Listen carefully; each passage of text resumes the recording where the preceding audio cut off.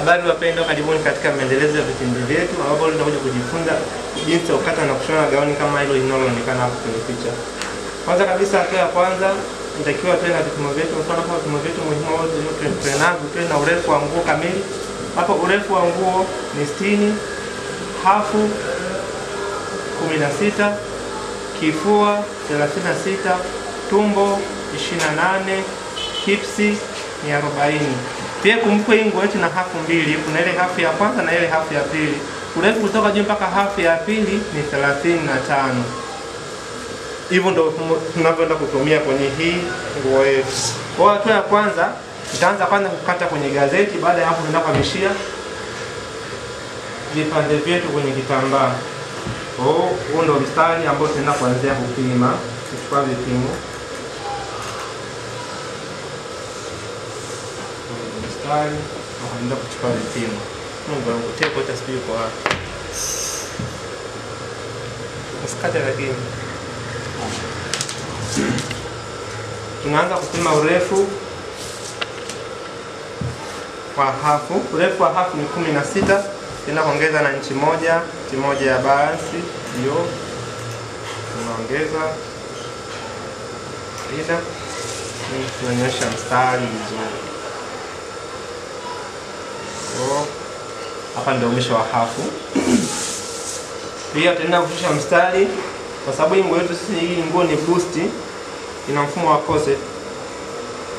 Urefu wa kutoka begani mpaka chini ya ziwa ni 13.5 na urefu wa kutoka begani mpaka chini ya ziwa ni 10.5. Nazo ni pointi hizo. 13.5. Kwa hiyo nitanyosha pia hii mstari.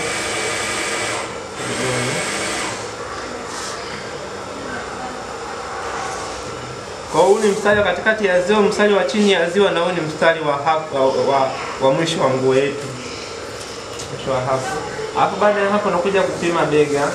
Bega ni 16, ambapo 16 ukigawa kwa 2 ni 8. Iko hapa. Nitashusha kwa hapa. Kwa hapa nitashusha 7.5. Nyosha pia huu mstari wa kwa hapa. Nitaipima nani ilipo vizuri niweze kunyosha mstari vizuri huu hapa. Pia nitashusha. Hiyo. Baada ya hapo nakuja huko begani. Natoa nashusha robo 3 kuja mpaka sehemu ya shingo huku ili kuweza kupata slope ya bega.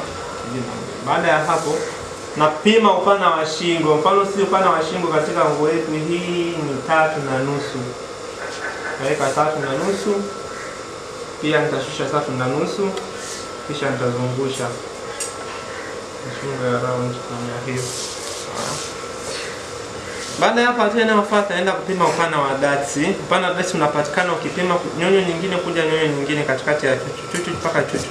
Kwa mfano sisi nguo yetu hii upana wake ni inchi 8. Hapo inchi 8 ukigawa kwa 2 ni sawa na inchi 4. Kwa hiyo nitapima 4 kuanzia juu, kuanzia mwisho wa hafu mpaka huku juu. Tanyoosha mstari pia.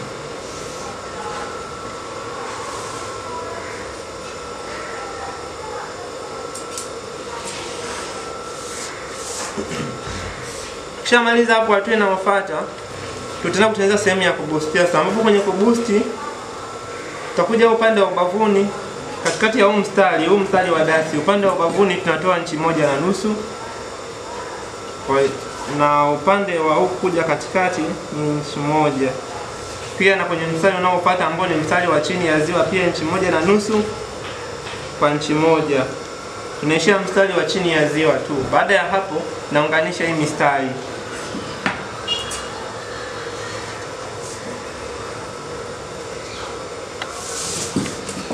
Nikimaliza hapo nitaunganisha pointi hii kuja mpaka pointi hii ya katikati ya ziwa, chini ya ziwa mpaka katikati ya ziwa. Na ukiwa unanyosha mistari haitakiwi unyoshe mstari ulionyooka, inatakiwa utengeneze mstari wenye nusu duara.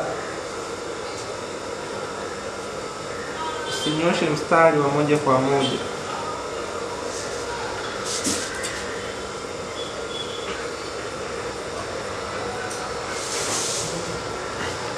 Baada ya hapo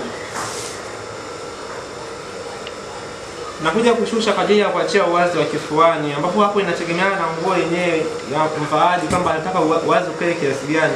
Lakini uwazi ambao unakuwepo kawaida ambao haumwachi mtu wazi, kifua wazi ni inchi 6. Ila sisi ukiangalia hii nguo kifua chake kiko wazi sana. Kwa hiyo nitashusha inchi 7.5.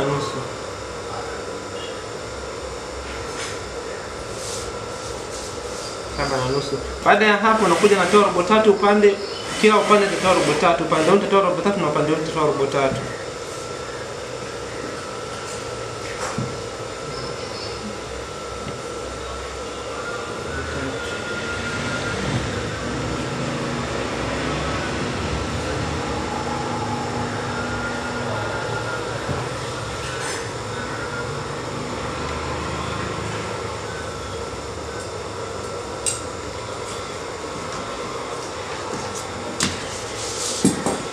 Kisha nitaunganisha pia mstari kuja mpaka katikati ya ziwa.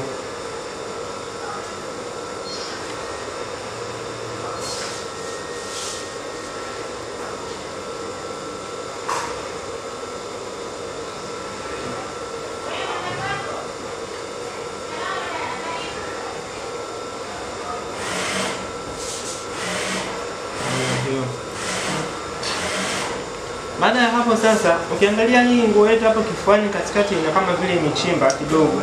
Kwa hiyo nitaenda kushuka inchi 1. Hapa nilipima uwazi wa inchi 7.5 kwa ajili ya hapa katikati. Baada ya hapo nakuja nashuka inchi 1.5 hapa katikati ya kifua kwa ajili ya kushusha hiyo sehemu ya uwazi kifuani. Then nitanyosha mstari kulingana na unavyotaka ikae. Ukitaka ikae ni mfumo wa duara, utatumia duara, ama ukitaka straight line unanyosha katika mstari ulionyooka. Kwa hiyo mimi hapa nitatengeneza kama vile itakuwa ina kama vile nusu duara.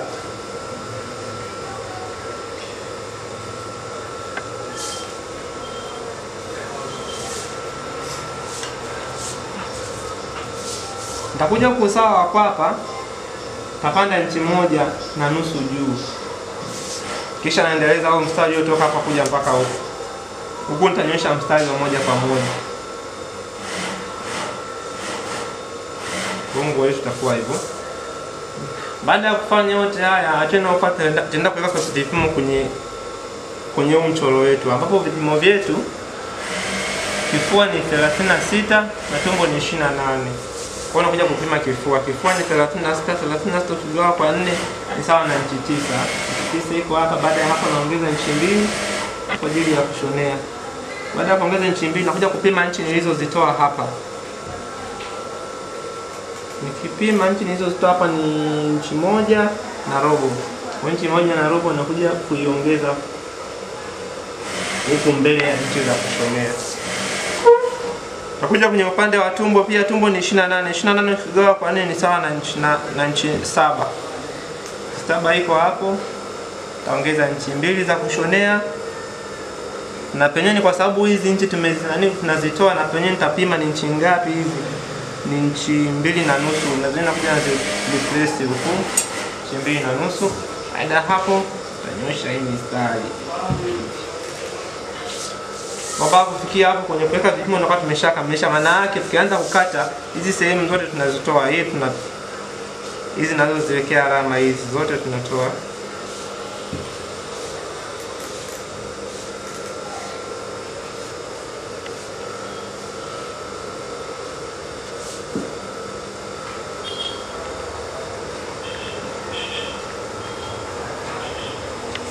Hizi tunazitoa, na ndio maana wakati napima kuna ambazo nilikuwa naongeza hapa. Maana hapa zilikuwa ni inchi 2.5 zilikuwa tumezitoa. Kwa hiyo imebidi tuzireplace huko. Na hapa pia ni inchi 1.5 ambayo tumeitoa, imebidi tuzireplace kwa huko mbele. Na yake tusipotoa vipimo vitachangana. Kwa hiyo watu wanaofuata tutaenda kukata nguo. Watu wanaofuata nenda kukata kipande cha nyuma. Hiki kilikuwa ni kipande cha mbele. Tenda kukata vipande vyetu kama ifuatavyo.